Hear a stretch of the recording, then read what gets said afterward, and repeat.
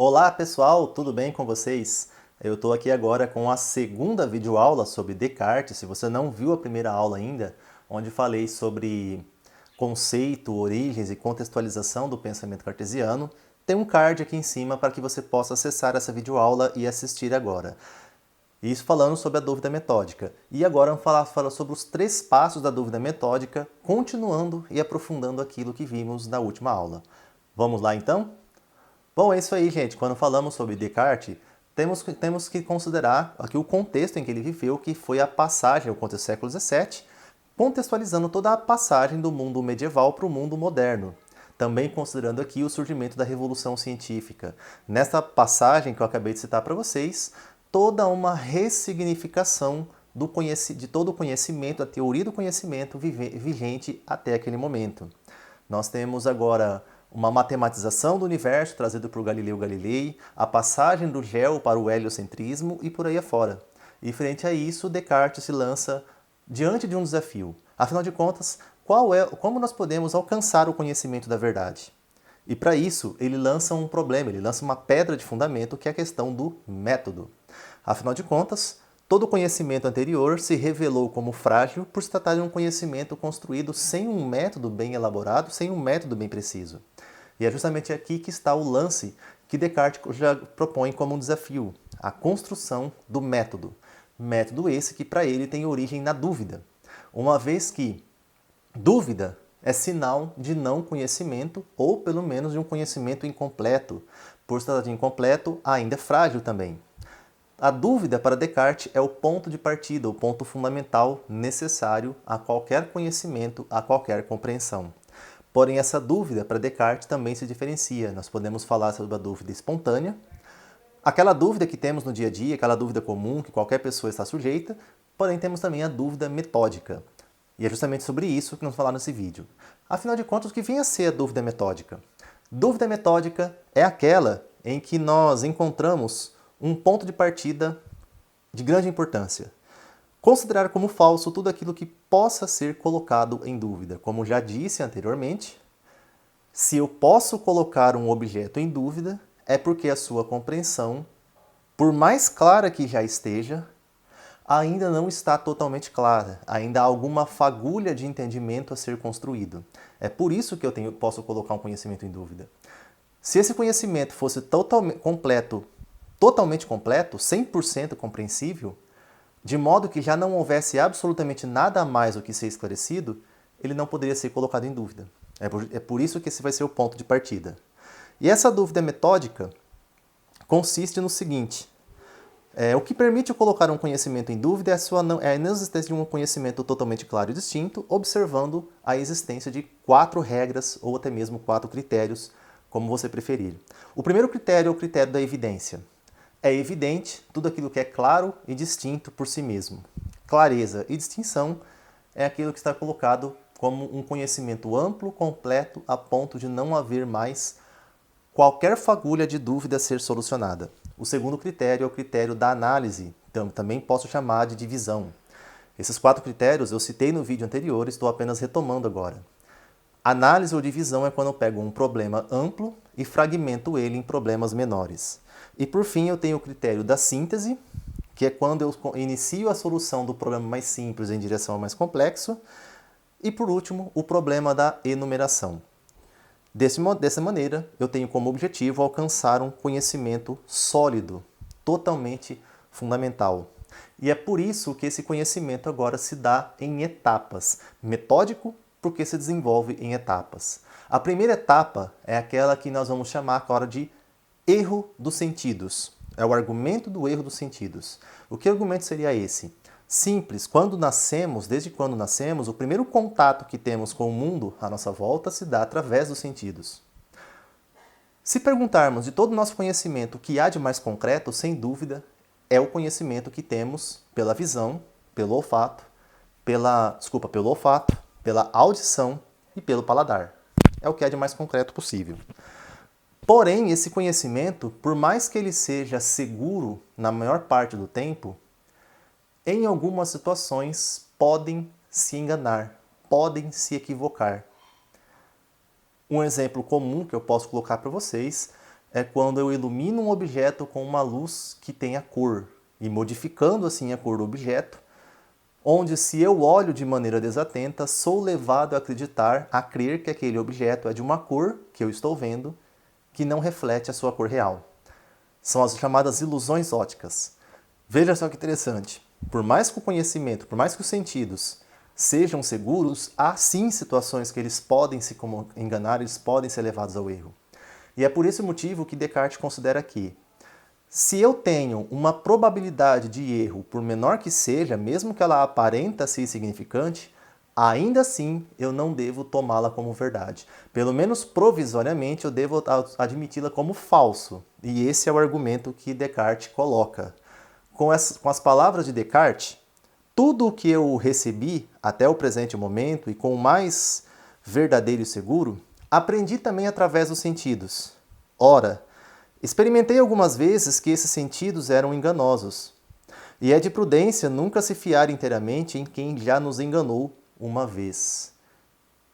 Logo, observando essa etapa, observando esse detalhe, tudo o que eu apreendo através dos sentidos, eu não devo admitir como verdadeiro. O segundo passo agora, a segunda etapa do método cartesiano, é o que nós chamamos de argumento dos sonhos.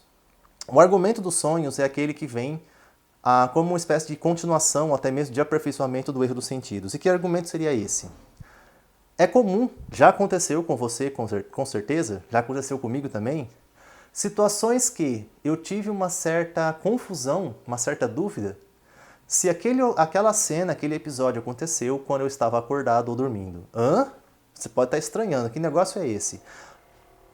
Observe com você mesmo, alguns sonhos são tão reais e tão intensos que você tem a impressão de estar acordado quando você sonha. E alguns episódios, alguns acontecimentos que você tem quando acordado, chegam a se confundir até porque você gostaria que não passasse de um sonho. Quem sabe talvez uma lembrança que você já teve em algum momento de algo que supostamente aconteceu e de repente você se viu tomado pela dúvida. Afinal de contas, aconteceu de verdade?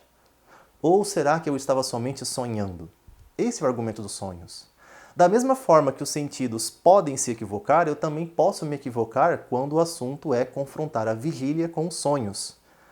Por esse motivo, nós temos aqui um raciocínio, uma regrinha lógica que nós podemos tomar como ilustração. Quando sonhamos, podemos ter as mesmas experiências que quando estamos acordados. Aliás, experiências que se assemelham a emoções. Você pode acordar chorando do nada. Se quando sonhamos podemos ter experiências quando acordados, as mesmas experiências, então é possível que estarmos sonhando quando pensamos estar acordados. Estranho, não é? Mas pode ser que você já tenha passado por isso alguma vez. Tudo pode não passar de um sonho. Porque se posso estar sonhando quando acredito estar acordado, se isso for real, então nada impede que tudo não passe de um sonho. E se tudo não passa de um sonho, nada indica que tudo o que acontece conosco resuma-se apenas a um sonho. Estranho, não é? Se os sentidos nos enganam, a vigília também. E assim eu posso, em alguns momentos, não ter total clareza se estou sonhando, se estou acordado ou por aí afora. Com esse argumento, o argumento dos sentidos acaba sendo fortalecido. E aí chegamos, então, a um terceiro argumento, que é a terceira etapa, que é chamada terceira etapa do gênio maligno. E o que seria o gênio maligno? É uma espécie de... Ele não seria um Deus, porque Deus, por ser a perfeição plena, jamais seria capaz de se enganar, ele jamais seria capaz de auto-engano. E não sendo capaz de auto-engano, ele também não poderia me enganar. Se ele não se engana, ele também não pode me enganar. Ao passo que o gênio maligno, mesmo com características, digamos, sobrenaturais, é aquele que engana a si mesmo e, portanto, também me conduz ao equívoco. Ele seria como um espírito e que os filósofos tratam ele enquanto uma experiência mental, uma situação imaginária, em que se testa argumentos e verifica-se a consequência de teorias. Detalhe, verifica-se de maneira antecipada a consequência de teorias sem que ainda as tenha vivido.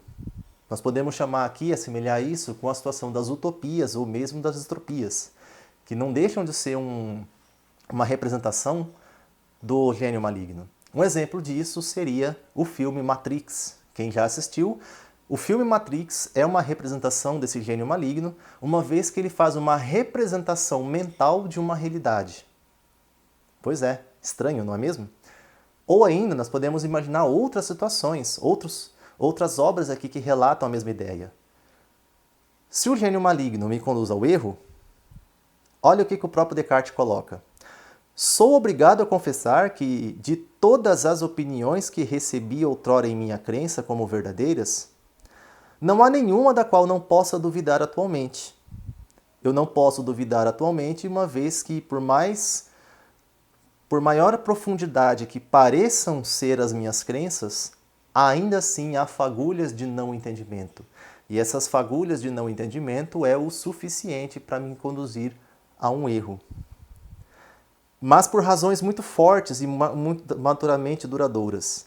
De sorte que é necessário que eu interrompa e suspenda doravante o meu juízo sobre tais pensamentos e que não lhes dê crédito, como faria com as coisas que me parecem evidentemente falsas, se desejo encontrar algo de constante e de seguro nas ciências. É exatamente essa a ideia. Se existe a possibilidade de erro, até porque eu posso raciocinar, deduzir, induzir ou pensar de maneira equivocada, esse é o gênio maligno, então também devo colocar os meus próprios pensamentos em dúvida. Simples, não é? O problema é que esse argumento do gênio maligno me leva agora a uma situação que me parece o fundo do poço. É aquela situação em que tudo, absolutamente tudo, o que inclui a minha existência, o que inclui a minha pessoa, pode ser objeto de dúvida. Tudo é objeto passível de dúvida. É a chamada dúvida hiperbólica. A dúvida metódica é aquela que se constrói passo a passo, argumento após argumento. Como fizemos aqui, um argumento após o outro. A dúvida hiperbólica é quando eu chego no fundo do poço, em que eu pareço não ter mais absolutamente nada em que acreditar, o que para mim se revela um problema. Pois é. Com a dúvida hiperbólica, Descartes se aproxima do ceticismo. O objeto de Descartes é ir na contramão dos céticos, porém, ao ir na contramão dos céticos, acaba se aproximando deles. E aí você pode se perguntar, mas o que é o ceticismo? Céticos são aqueles filósofos que colocam todo o conceito de verdade sobre a dúvida, uma vez que para eles tudo e qualquer coisa, tudo e mais um pouco, é passível de dúvida. O problema de ser passível de dúvida é que eles não conseguem evoluir para além da dúvida, permanecem nela, como se a dúvida fosse o único conhecimento que pudéssemos alcançar, ou que mais longe podemos alcançar. Para os céticos, alcança-se a dúvida, mergulha-se nela, afoga-se na dúvida. Descartes tem como objetivo utilizar a dúvida como uma estratégia de conhecimento, porém, é desejo de Descartes alcançar para além da dúvida, alcançar para um passo além, de modo que a dúvida seja superada. Ele alcançou, nesse momento que eu estou mostrando com vocês, o fundo do poço, que é a dúvida hiperbólica. Mas é exatamente na dúvida hiperbólica que nós chegamos, finalmente, à primeira verdade da qual Descartes consegue. E é com essa verdade que ele consegue, finalmente, encontrar a verdade desejada. Veja, mas logo em seguida adverti que enquanto eu queria assim pensar que tudo era falso, cumpria necessariamente que eu que pensava fosse alguma coisa. E notando que eu que pensava fosse alguma coisa, tá? E notando essa verdade, eu penso, logo existo, era tão evidente e tão certa que todas as mais extravagantes suposições dos céticos não seriam capazes de abalar. Julguei então que podia aceitá-la sem escrúpulos como o primeiro princípio da filosofia a quem eu procurava. Você pode se perguntar, mas o que significa isso exatamente? Quando eu sou capaz de colocar qualquer coisa em dúvida, dúvida hiperbólica, tudo pode ser duvidado, o que inclui a minha existência, salta finalmente uma evidência, que é o seguinte: eu só tenho condições de duvidar, eu posso duvidar porque eu tenho condições para isso, porque eu tenho habilidade para isso, mas eu só tenho condições de fazer isso quando eu sou capaz de exercer uma habilidade que me conduz ao ato de conhecer, que é o pensar. Eu posso duvidar da minha existência, só que ao duvidar da minha existência, eu estou necessariamente pensando ela. O fato de pensar a minha existência torna evidente o quão real ela é. uma vez que eu posso duvidar sim da minha existência. Mas eu não posso duvidar do que o que eu sou capaz de pensar disso. E se eu penso, necessariamente eu preciso ser alguma coisa. Se eu sou capaz de pensar com consciência, duvidar, colocar em dúvida, evidenciar o não entendimento, é necessário então que eu seja alguma coisa. Até porque quando eu estou sonhando, posso ter a ilusão de que eu estou pensando. A questão é que quando eu estou sonhando, eu não tenho a consciência de estar pensando.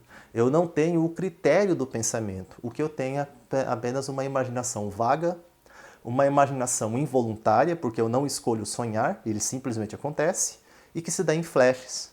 Eu não tenho o controle sobre isso. Logo, se eu penso, necessariamente eu sou alguma coisa. Cogito ergo sum, penso, logo existo, essa é a primeira verdade que eu sou capaz de chegar. E ao alcançar essa verdade, todas as suposições dos céticos estão, enfim, superadas. É nisso que consiste o método cartesiano. E a partir dessa compreensão, penso, logo existo, eu tenho a primeira verdade que Descartes chama agora de verdade inata. Inata é aquela verdade clara, evidente por si mesma, porém compreensível por intermédio do pensamento. É isso, espero que você tenha gostado e na próxima aula nós vamos falar agora do empirismo de John Locke. Valeu? Tchau!